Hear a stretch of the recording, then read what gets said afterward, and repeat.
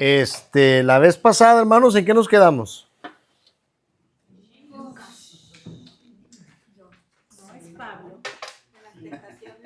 No es Pablo, no. No es Pablo. Estábamos hablando de los tipos de tentación. O sea, ¿cuántas tentaciones había? Sí. 1, 2 y 3. Si hablamos de las tentaciones de Jesús, ¿verdad? Algo que sobresalió, algo que se les quedó en la mente de la vez pasada. ¿En qué capítulo estamos? ¿Me puedes recordar? Pues estuvimos viendo más que nada Mateo 4. 4, 5 y 6. Y luego también vimos la tercera tentación, donde Jesús rechaza el compromiso idolátrico. ¿Qué es eso? Sí, la idolatría. Idolatría. Sí, habíamos hablado de, primero que nada, la tentación del pan, ¿verdad? Convertir las piedras en pan. Yo creo que la tentación que para lo que para Jesús fue una tentación, no es lo mismo que para nosotros. Para nosotros no es tentación convertir piedras en pan. ¿Por qué? Porque no podemos. Pues porque no podemos. No tenemos el poder. Pero el tipo de tentación sí nos afecta, ¿verdad? Sí. Los deseos naturales del cuerpo. Y la idea de que tenemos necesidades físicas y para nosotros esas necesidades fuera de lugar son una tentación. Sí. Hablábamos de la tentación de que Jesús se tirara de la cumbre del templo, ¿verdad? Del pináculo del templo. ¿Cómo podríamos entender ese tipo de tentación para nosotros? Obviamente, eso no es una tentación para nosotros, tirarnos del pináculo del templo. Para empezar, no hay templo, ¿verdad? Pero, ¿cómo sería una tentación similar para nosotros? ¿O cómo explicamos ese tipo de tentación? Yo creo, hermano, que yo creo que podría ser chantaje, como decir, voy a hacer esto si no me hacen lo otro. Como decir, me voy a tirar al vacío. Vamos a suponer que no van a venir los ángeles, pero sí podríamos estar esperando que corra nuestra familia o mostrarnos enfrente de la familia o de gente que le va a doler y decir, me voy a tirar al vacío porque el que quiere no va a avisar. Ok, y la respuesta de Jesús tiene que ver con eso, ¿verdad? No tentarás al Señor tu Dios. Y básicamente la idea aquí es la vanidad de la vida. Esta idea de que nosotros por ser hijos de Dios no deberíamos de sufrir. Si yo estoy en peligro, Dios debe de venir inmediatamente y rescatarme. Yo no debo de tener enfermedad, yo no debo de sufrir pobreza, nada de eso, porque soy hijo de Dios. Y eso no es lo que enseña la palabra, ¿verdad? Y habíamos visto finalmente, y aquí nos entretuvimos un poco porque nos parece extraño, increíble incluso, que fuera una tentación para Jesús postrarse ante Satanás a cambio de que Satanás le entregue todos los reinos del mundo. ¿Cómo entendemos esa tentación? Porque si la Biblia dice que fue una tentación para Jesús, era una tentación. Sí. Quiere decir que Jesús por lo menos lo contempló, ¿no? Sí, porque se lo mostraron. ¿Cómo entendemos ese tipo de tentación? Pues hacer cosas malas a cambio de dinero. Cosas incorrectas a cambio de dinero, que le ofrecen, haz esto y te vamos a dar, porque eso mucha gente obtiene beneficios físicos, económicos por hacer cosas oscuras. ¿Cómo entendemos la tentación de Satanás diciéndole a Jesús que si él se postra y lo adora, él le da todos los reinos del mundo? Hermano,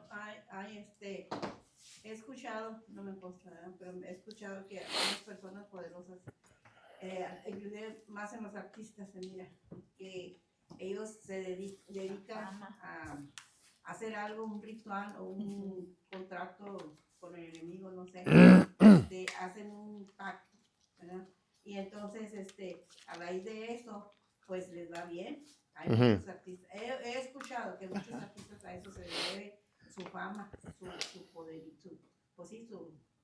el poderío, ¿verdad? Poderío, sí. fama, entonces, he escuchado eso, no sé, puede que sea así, porque he escuchado de muchos bien famosos que han hecho eso.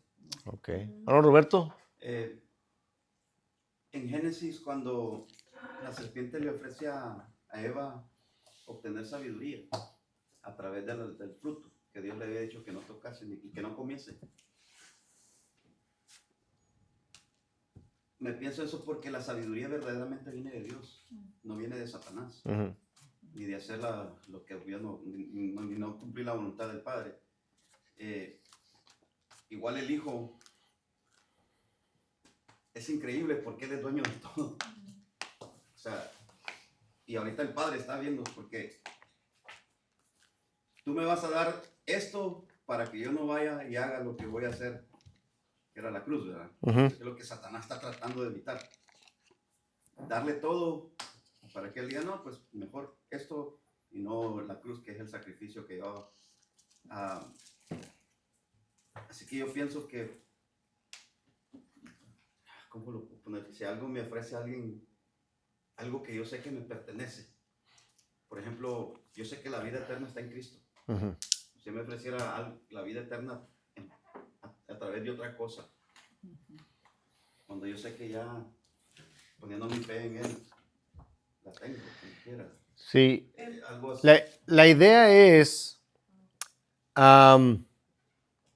recibir lo que es suyo, por cierto, Antes de ti. pero de un modo que Dios no escogió. Y de cierta manera es como si Satanás porque Satanás tiene libertad, porque nosotros caímos, él es el príncipe de este mundo. Entonces, de cierta manera, él tiene El poder. la manera de ofrecer los reinos del mundo, pero no en el sentido de dárselos a Jesús, sino de decir, yo me retiro, yo te dejo al mundo, yo me retiro como el tentador del mundo y así ya no tienes que morir en la cruz, ¿verdad? Pero ese no hubiera sido una manera legítima de Jesús ganar al mundo, ¿verdad? Tiene que hacerlo de una manera justa, porque Dios es justo y es santo, ¿verdad? Entonces, Hermano, perdón, pues a mí me han dicho, yo creo que como lo que dice el hermano, a mí me han ofrecido gente que yo no he ido a visitar ni nada, pero que los he encontrado por casualidad. Ok, ven y yo te curo, porque tus dolores no son normales, no son de este mundo, y yo te doy yo te puedo es curar. un atajo. Sí, pero como dice el hermano, o sea, gracias a Dios no me tientan, porque ¿qué me van a hacer ellos que no me pueda hacer Dios? Sí, O sea, pero la cuestión aquí, hermana, sería, ¿qué tal si sí le pueden sanar, pero es una enfermedad que Dios está usando para hacer algo en su vida? Sí, puede ser que sí lo hagan, hermano, pero no lo acepto, aunque sea cierto. Sí. Aunque sea Y cierto, esa es la tentación, sí. Un atajo que no es el rumbo por el que Dios ha determinado que las cosas se lleven a cabo. Entonces, vamos a pasarnos ahora a la siguiente etapa del ministerio de Jesús, y es, después de haber sido tentado, comienza su ministerio. Vámonos a Juan, el capítulo 1,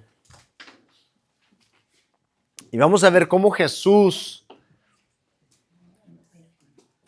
encuentra a sus primeros discípulos. Juan capítulo 1, versículos del 35 en adelante. Es una sección un poco larga, pero vale la pena. Ahora, aquí, porque de hecho en el Evangelio de Mateo, capítulo 4, Marcos, capítulo 1 y Lucas 5, todos estos pasajes nos relatan los primeros discípulos de Jesús siendo reclutados. Ahora, tenemos que trabajar un poco para saber en qué orden sucedieron todas estas cosas, porque ninguno de los 4 evangelios nos dice claramente en qué orden pasaron todas estas cosas.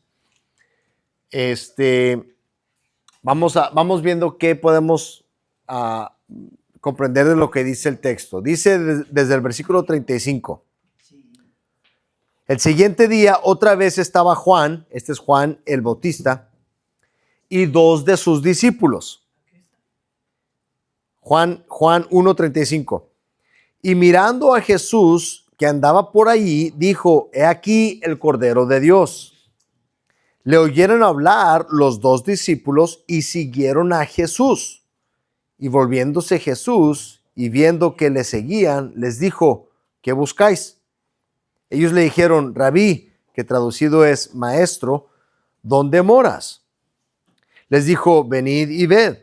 Fueron y vieron dónde moraba, y se quedaron con él aquel día, porque era como la hora 10. Por cierto, ¿se dan cuenta ahí que Jesús tenía dónde vivir? A veces tenemos esta idea de que Jesús era indigente o algo. No, no era el caso. Entonces, él tenía un lugar donde vivir. Andrés, hermano de Simón Pedro, era uno de los 2 que habían oído a Juan y habían seguido a Jesús. Este halló primero a su hermano Simón y le dijo: hemos hallado al Mesías, que traducido es el Cristo. Y le trajo a Jesús, y mirándole Jesús dijo: tú eres Simón, hijo de Jonás. Tú serás llamado Cefas, que quiere decir Pedro. El siguiente día quiso Jesús ir a Galilea y halló a Felipe y le dijo: sígueme. Y Felipe era de Betsaida, la ciudad de Andrés y Pedro. Felipe halló a Natanael y le dijo: hemos hallado a aquel de quien escribió Moisés en la ley, así como los profetas, a Jesús, el hijo de José de Nazaret. Natanael le dijo: ¿de Nazaret puede salir algo de bueno? Le dijo Felipe: ven y ve. Cuando Jesús vio a Natanael que se le acercaba, dijo de él: he aquí un verdadero israelita en quien no hay engaño. Le dijo Natanael: ¿de dónde me conoces? Respondió Jesús y le dijo: antes que Felipe te llamara, cuando estabas debajo de la higuera, te vi. Respondió Natanael y le dijo: Rabí, tú eres el Hijo de Dios, tú eres el Rey de Israel. Respondió Jesús y le dijo: porque te dije, te vi debajo de la higuera, ¿crees? Cosas mayores que estas verás. Y le dijo: de cierto os digo, de aquí adelante veréis el cielo abierto y a los ángeles de Dios que suben y descienden sobre el Hijo del Hombre. Ok.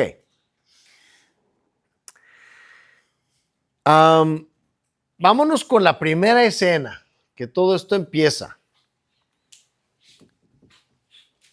Parece ser un encuentro casual donde está Juan el Bautista y algunos de sus discípulos en lo que pudiera ser la plaza. Y estando ahí en la plaza, Juan ve que por ahí anda Jesús. Ahora Jesús anda solo, porque todavía no tiene discípulos. Pero ahí anda Jesús, y cuando Juan lo ve, dice a oídas de los discípulos, dice: he aquí el Cordero de Dios. Y esta es la segunda vez que Juan hace eso. Entonces, esta declaración que Juan hace, que es muy asombrosa, pone en marcha como una cadena, una reacción en cadena que conduce a la formación de los primeros discípulos de Jesús y su círculo más íntimo de amigos a la misma vez. Andrés, y podemos suponer que el otro discípulo, que no se nos dice su nombre, podemos suponer que era Juan, el autor de este libro. Juan, en su evangelio, realmente nunca dice yo. Hasta se refiere a sí mismo de diferentes maneras, pero casi siempre cuando se habla de un discípulo que no está nombrado, es Juan mismo. Entonces, podemos suponer que es Andrés y Juan, el apóstol, ¿verdad? Y ellos, esto es lo curioso, eran discípulos de Juan el Bautista. Y cuando Juan dice: he aquí el Cordero de Dios, ellos dejan a Juan y se van tras de Jesús. Ahora, Andrés, cuando él sigue a Jesús y escucha lo que Jesús está diciendo y todo lo demás, él va con su hermano. ¿Y quién es el hermano de Andrés? Simón, ¿verdad? También llamado Pedro o Cefas, ¿verdad? Ahora, lo interesante es de que Pedro no es su nombre, es su apodo, ¿sí? Es lo interesante de los evangelios, lo que para nosotros son nombres propios, entre ellos eran apodos. Se me hace raro pensar de Jesús, con sus discípulos y el pelón y el chato y el gordo y llamándoles por sus apodos, pero estos eran sus apodos, ¿verdad? ¿Cuál era el nombre verdadero de Pedro? Simón. Simón era su nombre, pero Jesús le pone de apodo Piedra. a Piedra, que significa piedra, ¿verdad? Pedro. También. Cefas sería la versión aramea de Pedro. Ujú. Sí. Qué interesante. Al día siguiente, ahora ya vienen con él algunos de estos discípulos, ¿verdad? Al día siguiente, Jesús ve a Felipe y le dice, sígueme. Y Felipe simple y sencillamente sigue a Jesús, ¿verdad? Y luego Felipe va y encontró a Natanael, un amigo de él. Ahora están en Betsaida. Betsaida era un pueblo peculiar en Galilea. De ahí son varios de los apóstoles. Y en Betsaida era un pueblo pues, más o menos bien establecido. Había muchos trabajadores, ¿verdad? Diferentes cosas. Nazaret no era una ciudad muy bien reconocida. Era un pueblillo rascuacho por ahí. No, pero Por eso es que cuando él le dice a Natanael, hey, hemos hallado al Mesías, es Jesús de Nazaret. Y la reacción de Natanael es, ¿de Nazaret? ¿Qué de bueno puede salir de Nazaret? ¿Verdad? Pero dice, ven y ve. Y entonces Natanael, con todo su escepticismo, llega para conocer a Jesús y me fascina lo fácil que Natanael es convencido.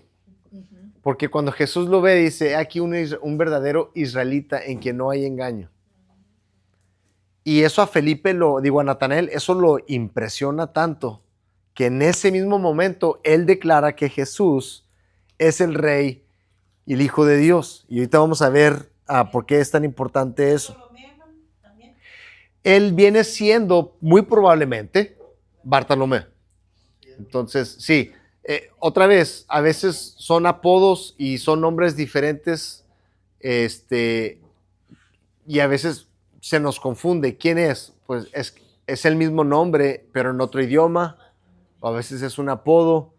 o a veces sería dos nombres también. Porque Es posible. Acostumbraban a veces en la familia tienen dos nombres y unas personas le llaman por un nombre y otros Sí. por otro. Sí, sí es posible. Pero el caso es que se le conoce, probablemente son la misma persona, Natanael y Bartolomé. Ahora hay algo aquí que tenemos que recalcar. Y eso es que Jesús es un rabí diferente. Normalmente la manera que alguien se hacía discípulo de un rabino era, uno escuchaba a los diferentes rabinos y luego si yo quiero ser discípulo de Gamaliel, por decirlo así, yo voy con Gamaliel, le digo, yo quiero ser tu discípulo. Ahora, si le caigo bien, si a él le parece que tengo la capacidad o lo que sea, entonces él me acepta como uno de sus discípulos. Pero normalmente el rabino no escogía a sus discípulos, los discípulos escogían a su rabino. Sí, hermana. Hermano, yo he leído que cuando hacía un discípulo, cuando era un discípulo, que el discípulo vivía con el maestro, lo seguía y vivía con el maestro, tenía que escuchar todo, absorber todo, y por eso es que ya vivía ya con él, ya desde ya que se hacía discípulo del maestro, tenía que estar ahí porque tenía que hacer igual. mejor o igual. Había niveles. Había unos que el nivel de discipulado era tan serio que vivían con ellos. Hay relatos interesantes de qué tan apegados eran al rabí, pero es importante eso. ¿Por qué? La relación entre un discípulo y rabino no es simplemente la relación entre un maestro y un estudiante. No es lo mismo. La relación entre un rabino y un discípulo es casi siervo y señor, pero con un énfasis en imitar. El discípulo tiene que aprender todo lo que hace su maestro, su forma de hablar, los conceptos que maneja, su manera de pensar. Y el chiste de un discípulo era imitar todo lo que pudiera de su maestro. De modo que sí había veces que hasta vivían en su casa, ¿verdad? Por eso es que los discípulos andan siempre con Jesús. Sí, siempre van detrás de Jesús. Y hay diferentes expresiones, ¿verdad? Por ejemplo, caminaban en las calles de tierra y todo, y se decía, ¿verdad? Que debes de estar sucio del polvo que va dejando tu rabino. Ajá. Debes de estar siguiéndolo de tan cerca que vienes sucio del polvo. Sí. Eso lo leí. Ujú. Entonces, pero esa es la idea, esa es la relación que normalmente había entre rabinos y discípulos. Pero en este caso, Jesús los elige a ellos. Y una de las cosas que a mí me parece peculiar es de que solamente 2 de sus discípulos ya estaban practicando un discipulado. El resto no. Hace unas semanas estuvimos predicando acerca del discipulado y a mí me llama mucho la atención que Jesús los escoge y no escoge a personas que están estudiando la Biblia, que están en el templo. Escoge a pescadores mientras que están trabajando. Escoge a un Mateo mientras que está colectando. Sí, están ocupados y no en asuntos religiosos, en sus oficios seculares, y los recluta de esas posiciones, algo que a mí me parece muy, muy interesante.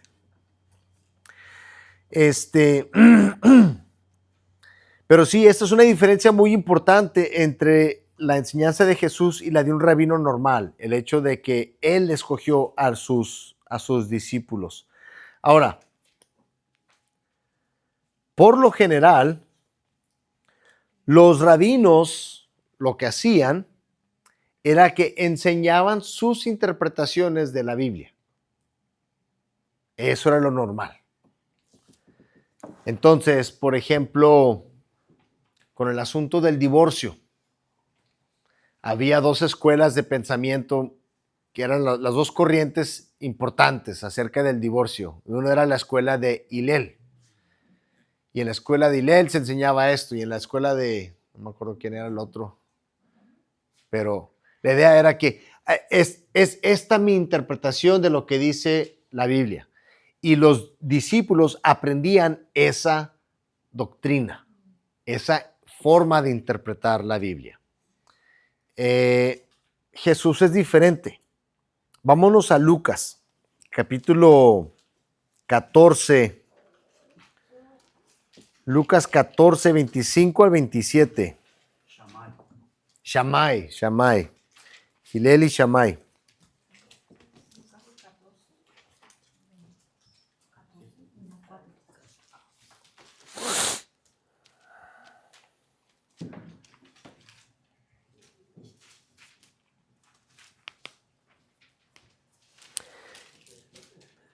El Señor Jesús no simplemente les enseñaba a sus discípulos su interpretación de la Biblia. Él tenía expectativas muy altas de sus discípulos. Fíjense bien. Lucas 14, comenzando con el versículo 25. Si grandes multitudes iban con él y volviéndose les dijo: si alguno viene a mí y no aborrece a su padre y madre y mujer e hijos y hermanos y hermanas, y aún también su propia vida, no puede ser mi discípulo. Y el que no lleva su cruz y viene en pos de mí, no puede ser mi discípulo. Estas eran las expectativas que Jesús tenía. No hay días de descanso para los discípulos de Jesús. Y si hay conflicto entre Jesús y otro aspecto de la vida de sus discípulos, Jesús tiene que siempre ser el primer lugar. ¿Sí? Entonces, esto no era normal en un rabino.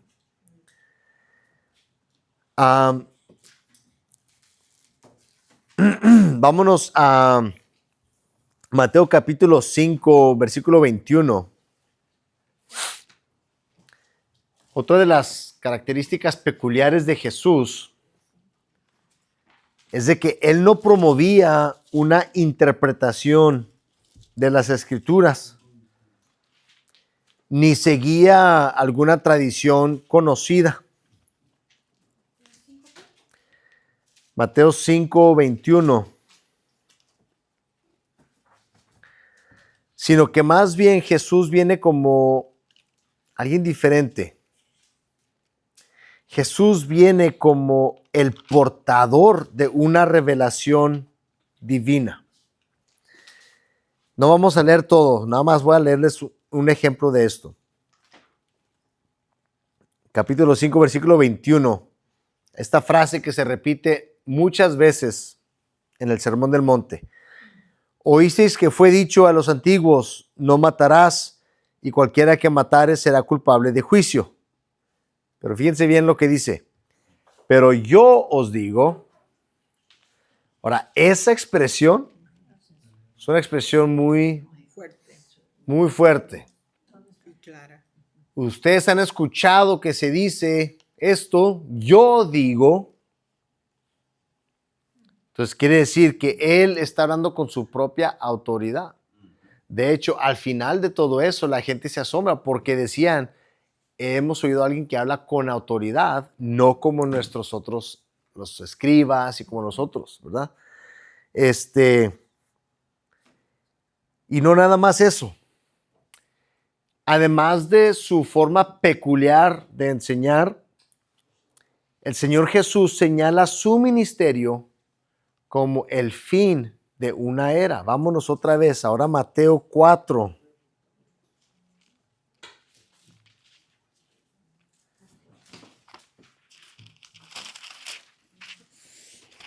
Mateo 4, 17, si alguien lo puede buscar, y luego Lucas 4, del 14 al 21, ese lo leo yo, el de Lucas 14, pero si alguien nos puede ayudar con Mateo 4, 17.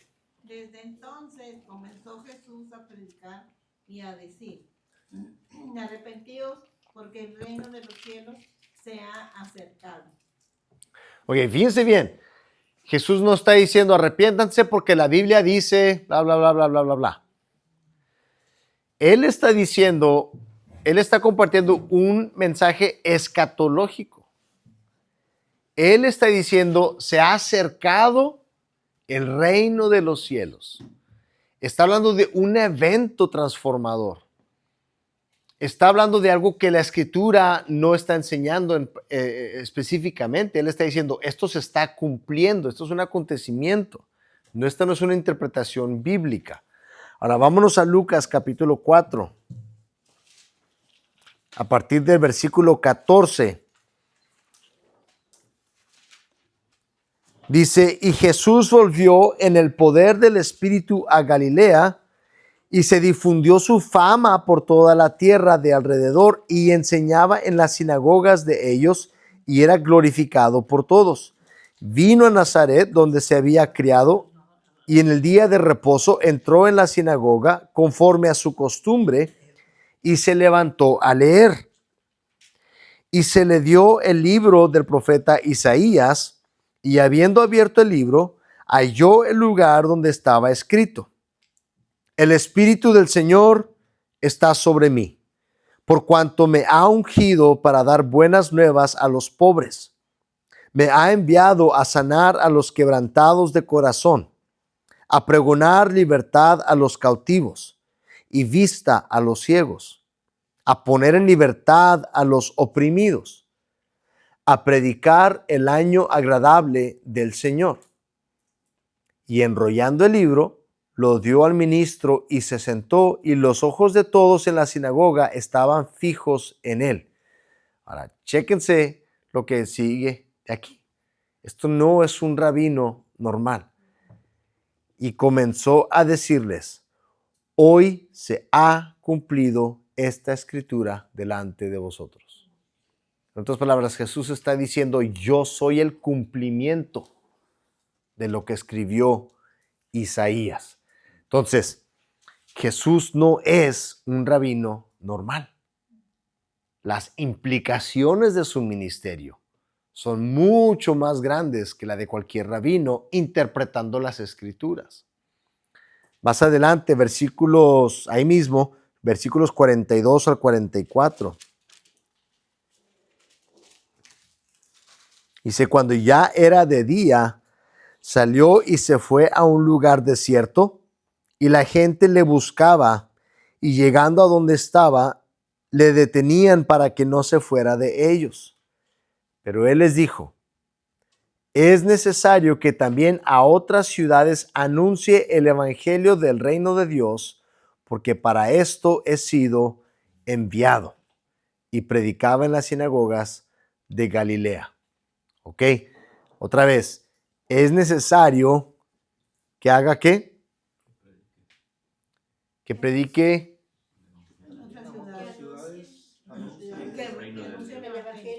Que anuncie el evangelio. Anunciar el evangelio no es anunciar interpretaciones de la Biblia. Es proclamar que algo, un evento transformador está ocurriendo. Eso no es lo que un rabino hacía. Un rabino enseñaba sus interpretaciones de la Biblia.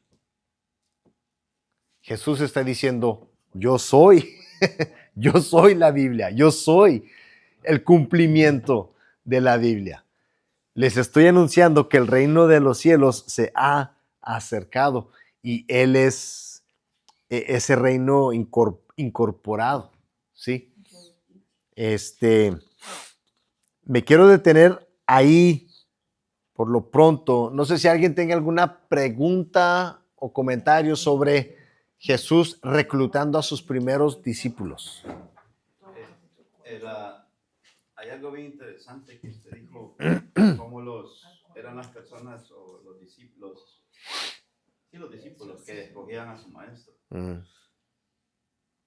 Y aquí vemos cómo Jesús es quien escoge a los que van a seguirle o van a ser sus discípulos. Pero el concepto y la finalidad de ambos es el mismo. Jesús todavía pide, o su finalidad es de que nosotros seamos como Él. Y eso el Padre también nos lo dice. Cuando nos dice: sed santos porque yo soy santo. Cuando dice: hasta que lleguemos a ser a la imagen de un varón. Entonces, es ahí el que no tenemos que perder de vista eso. Y yo soy culpable, muchas veces no lo he hecho. Y por eso no te pareces a tu maestro. Te pareces más al que quería desviar a tu maestro de la cruz. Porque perdemos el enfoque o la vista de que Jesucristo quiere que caminemos los pasos, que enseñemos lo que enseñó y vivamos las cosas que Él dijo. Entonces eso es de suma importancia para todos nosotros. Y también otra cosa que me llama, que usted dijo y tocó y es muy bueno, es que cuando la gente viene a Cristo, es importante que sepan que el llamado que Él nos da, y cuando aceptamos ese llamado, viene con una responsabilidad muy grande. Si no estás dispuesto a llevar tu cruz, no eres digno de mí. Si no estás dispuesto a aborrecer todo por mí, no eres digno de mí. O sea, esas son cosas que en muchos lugares no te lo dicen. Y es necesario que sí les digamos que la cruz del Señor viene con el llamado y con la aceptación y la confesión de su nombre. ¿Verdad? Sí, de hecho a veces se nos dice lo contrario. Lo contrario, exacto. A veces se nos dice, no, es que primero es tu familia. Y es una idea muy noble, pero también es una idea contraria a la de Jesús. Sí. Jesús dice, no, tu familia es segundo, quizás. Y el otro, hermano, es esa enseñanza que ahora hay muchos cristianos caen en eso. Ámate a ti mismo, ámate tú más, para que puedas amar a los demás. Jesús enseñó, ama a tu prójimo, Sí. como a ti, como te amas. Pero todo es que tengo que amarme yo primero. Es la doctrina del yo-yo. Sí, ya nos amamos tanto que caemos en cosas muy graves, porque nos amamos tanto que estamos dispuestos aún a caer en errores grandes. Pero eso es algo bien importante de lo que dice el Señor. Y como usted dice, es importante mantener la sana doctrina y enseñar lo que Él enseña, no lo que queremos oír muchas veces. Eso dice. Sí, para mí lo que se me hace especial de todo esto es esta idea de que cuando Jesús está llamando a discípulos, no los está llamando para que aprendan una filosofía o una forma de interpretar. No es algo meramente académico, ni siquiera es algo solamente para reformar nuestro comportamiento. Cuando Jesús está reclutando a discípulos es porque hay un fenómeno cósmico, por decirlo así. El reino de los cielos se ha acercado. Está ocurriendo este fenómeno transformador que tiene implicaciones para toda la eternidad. Y nosotros tenemos la oportunidad de colaborar con Él en ese proceso. Sí, hermana. Bueno, referente a lo que dice el hermano Roberto, en mi trabajo nos inculcan mucho, nos mandan a cursos y todo eso, referente a que nos queramos y nos cuidemos nosotros mismos por el bienestar mental y todo eso. Entonces, ¿eso no está bien?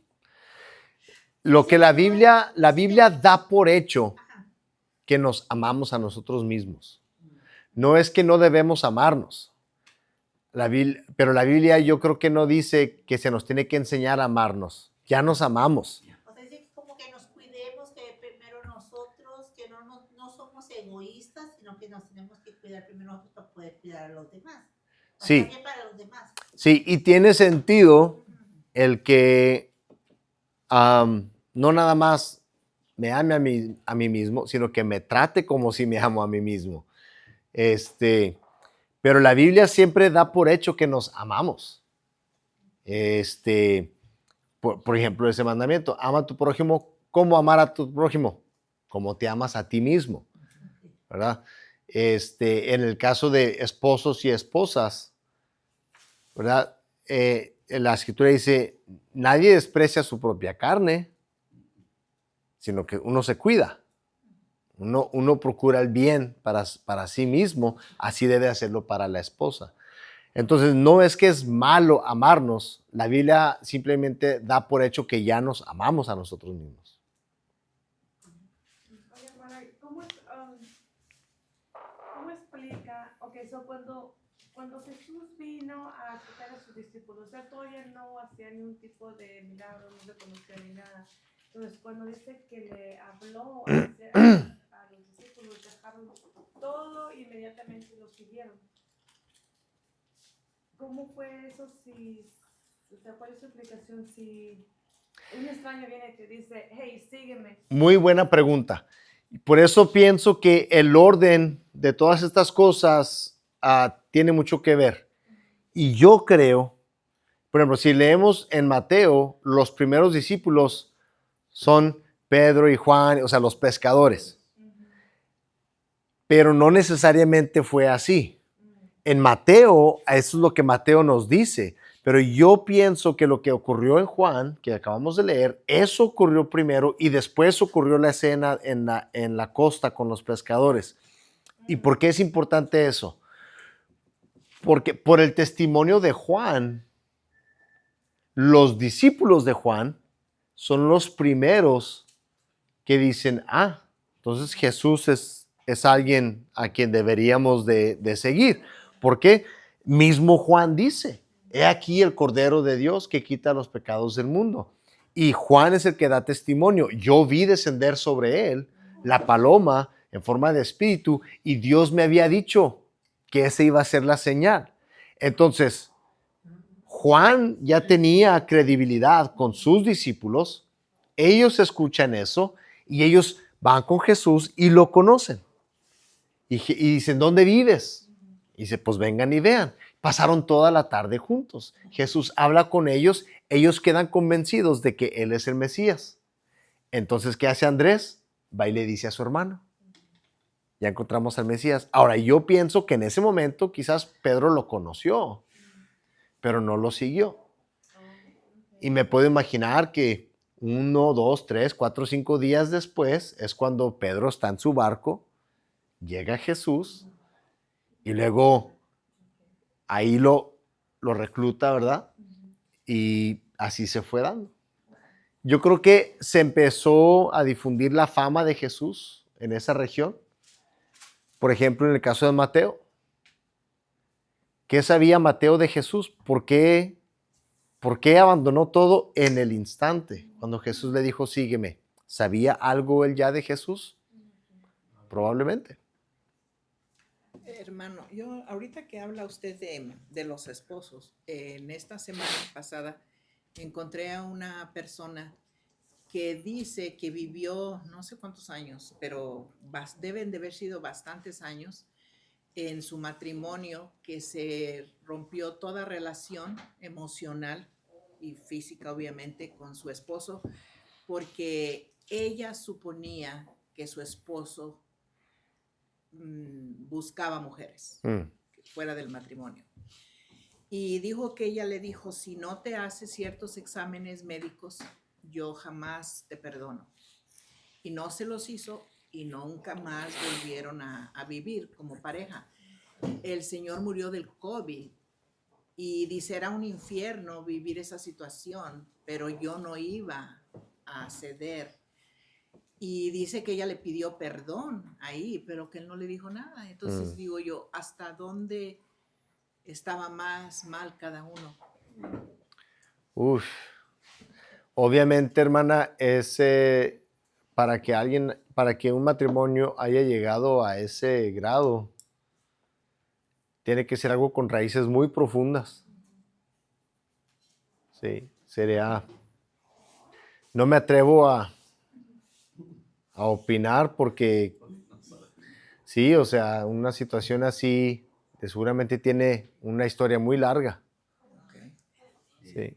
Yo creo que lo importante de sanarlas, de romper, o sea, cortar las raíces antes de que se vuelvan muy profundas. Sí. Muchos matrimonios llegamos a ese punto porque nunca sanamos los errores o dolores del pasado, sino que los vamos dejando y decimos, sí te perdono, pero al momento menos esperado, ahí está, y ahí está, y lo seguimos trayendo a la conversación.